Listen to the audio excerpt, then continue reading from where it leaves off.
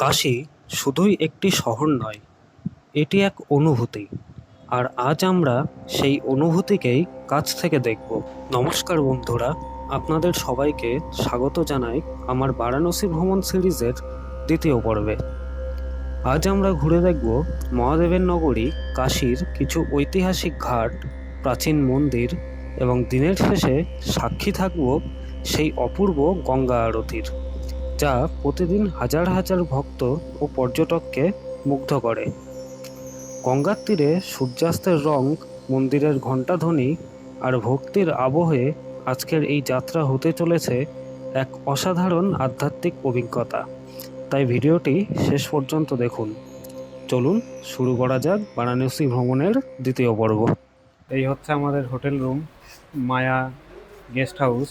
তো এখন হোটেল থেকে বেরোচ্ছি, আর আশেপাশের অ্যাম্বিয়েন্সটা সত্যিই খুব সুন্দর। তো এখন যাব ঘুরতে।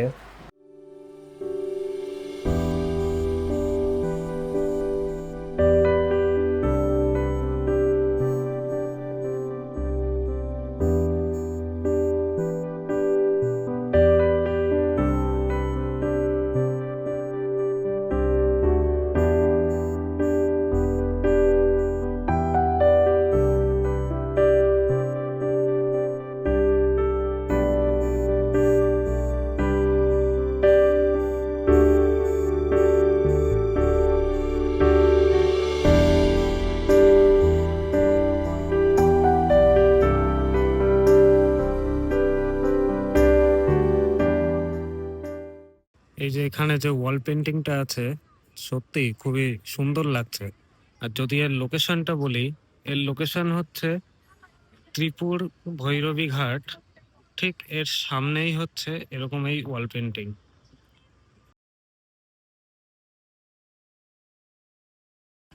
আর এই ত্রিপুর ভৈরবী ঘাট থেকে এগিয়ে এসেই কিন্তু এরকম সুন্দর সুন্দর আরো বেশ ওয়াল পেন্টিং গুলো রয়েছে ভগবানের। মানে সত্যি খুবই সুন্দর এগুলো দেখতে।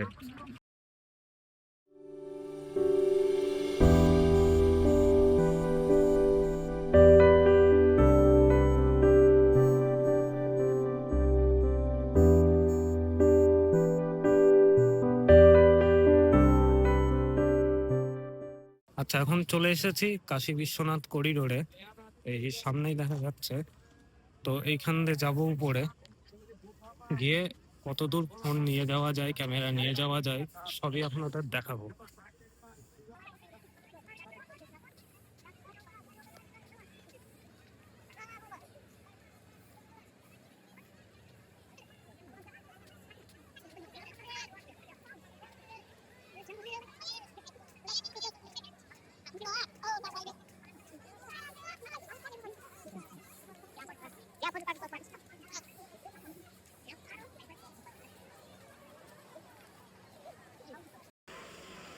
এইখানে কিন্তু মন্দিরে পুজো দেওয়ার জন্য অনেক ডালা পাওয়া যাচ্ছে। আর এখানে এরকম, এখন গরমকাল, অত্যাধিক গরম, তার জন্য এখন জলের স্প্রে দেওয়া হচ্ছে।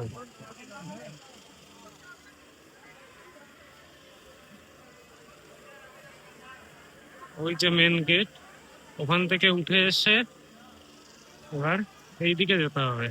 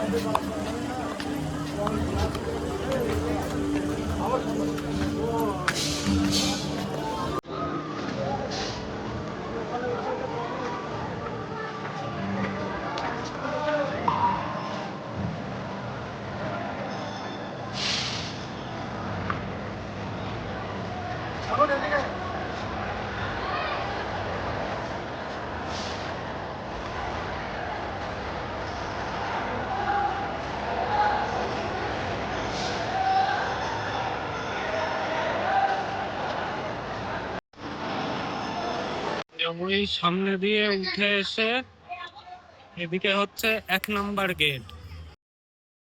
এই ১ নম্বর গেট দিয়ে এন্ট্রি করে আপনারা ভেতরে গিয়ে আরও কিছু দূর পর্যন্ত সাথে মোবাইল নিয়ে যেতে পারবেন।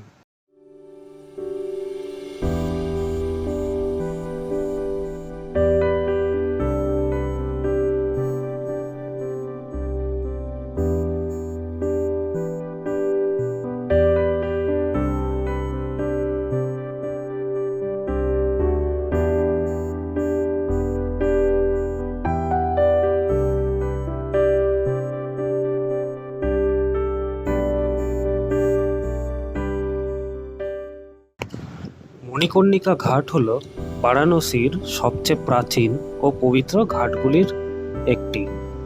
মণিকর্ণিকা শব্দটি এসেছে মণি অর্থাৎ রত্ন ও কর্ণ অর্থাৎ কান থেকে। মণিকর্ণিকা ঘাট শুধু শ্মশান নয়, এটি হিন্দু দর্শনের এক জীবন্ত প্রতীক। এখানে মৃত্যু ভয়ের বিষয় নয়, বরং মুক্তির পথ হিসেবে দেখা হয়। গঙ্গার ধারে চিতার আগুন, রাম নাম সত্যাহে ধ্বনি আর ধোঁয়ায় মোড়া পরিবেশ সব মিলিয়ে এক গভীর আধ্যাত্মিক অনুভূতি তৈরি করে। মণিকর্ণিকা ঘাট আমাদের মনে করিয়ে দেয় জীবন ক্ষণস্থায়ী, কিন্তু আত্মার যাত্রা চিরন্তন।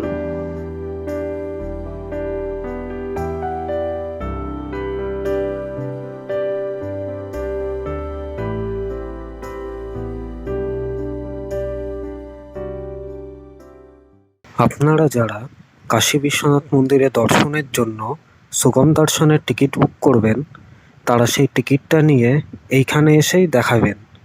আর এইখান থেকে এই টিকিট দেখার পরেই আপনাদেরকে কাশী বিশ্বনাথ মন্দিরে সুগম দর্শনের এন্ট্রি দেওয়া হবে।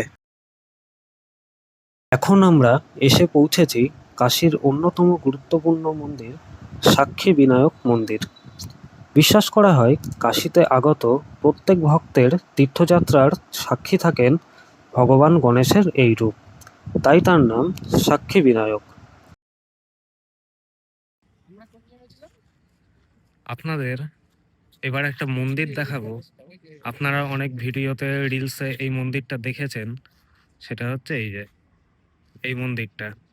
আর যদি এই মন্দিরের লোকেশন বলি, এটা হচ্ছে সেমেশ্বর ঘাটে এইদিকে গদুলিয়া চক, তারপরে হচ্ছে আশিঘাট, যদি বলি আশিঘাট ওইদিকে, আর দশাশ্বমেধ ঘাটও এইদিকে, আর এইখানেতেই সেমেশ্বর ঘাটেই মন্দির।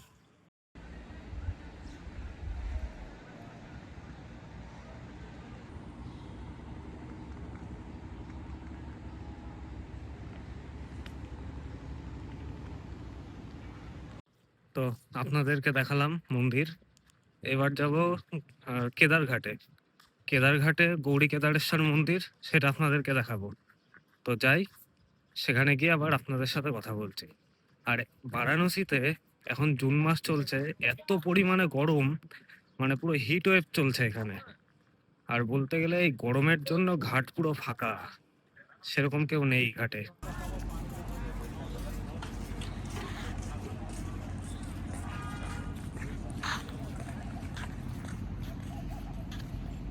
চলে এসেছি কেদারঘাটে, আর এই কেদারঘাটেই হচ্ছে গৌরী কেদারেশ্বর মন্দির।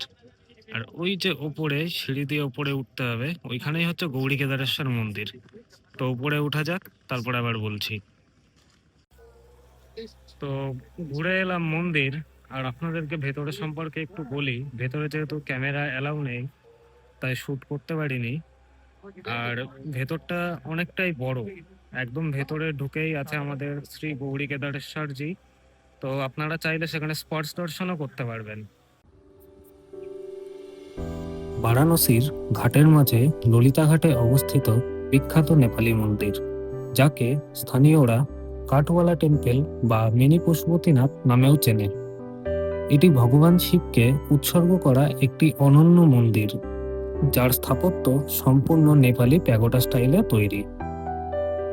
এই মন্দির নির্মাণ শুরু করেছিলেন নেপালের রাজা রানা বাহাদুর শাহ, যখন তিনি 1800 থেকে 1804 সালের মধ্যে বারাণসীতে নির্বাসনে ছিলেন।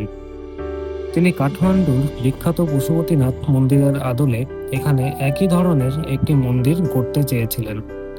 পরে তার পুত্র গিরবান যুদ্ধ বিক্রম শাহ মন্দিরটির কাজ সম্পন্ন করেন। এই মন্দিরের সবচেয়ে বড় আকর্ষণ হলো এর কাঠের কাজ। পুরো মন্দিরে নেপাল থেকে আনা বিশেষ টারমাইট প্রুফ কাঠ ব্যবহার করা হয়েছে। দরজা, স্তম্ভ ও ছাদের কাঠে সাধারণত হাতে খোদাই করা নকশা দেখা যায়। তাই স্থানীয়রা একে কাঠওয়ালা অর্থাৎ কাঠের মন্দির বলে। তো আপনাদেরকে নেপালি মন্দির দেখিয়ে দেখালাম। তো মানে মাথা নষ্ট হয়ে গেছে রাস্তা খুঁজতে গিয়ে, একবার এদিকে যাচ্ছি একবার ওদিকে যাচ্ছি, নিচে ঘাটে যাচ্ছি, মানে রাস্তা খুঁজেই পাচ্ছি না। তো অনেকজনের কাছে শুনলাম, অবশেষে পৌঁছালাম নেপালি মন্দিরে। কিন্তু মানে কি বলবো, মানে পুরো মাথা নষ্ট হয়ে গেছে মন্দিরের রাস্তা খুঁজতে গিয়ে। যাই হোক, দেখালাম আপনাদেরকেও, কেমন লাগলো অবশ্যই জানাবেন। এখন চলে এসেছি দশাশ্বমেধ ঘাটে। তো এখানে গঙ্গা আরতি শুরু হবে 6:30 থেকে, আর এখন বাজে বিকেল 5টা। আপনারা জাস্ট দেখুন এই সময় থেকে কেমন ভিড়।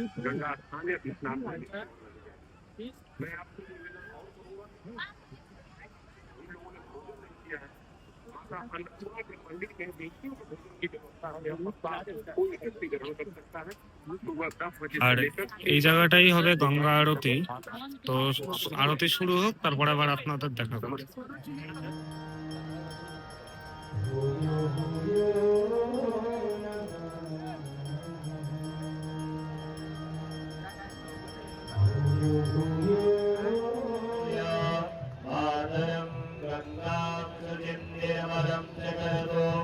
संकल्पं गृणीमः प्रतिज्ञां च